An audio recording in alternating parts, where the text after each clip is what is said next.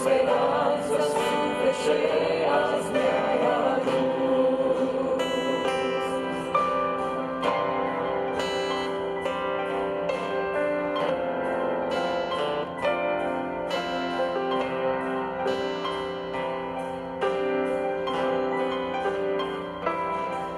Cei trei cai din răsărit, pe ce steaua i-au zărit, și-au venit să se închine pruncul lui. Au răsmină și tămâie,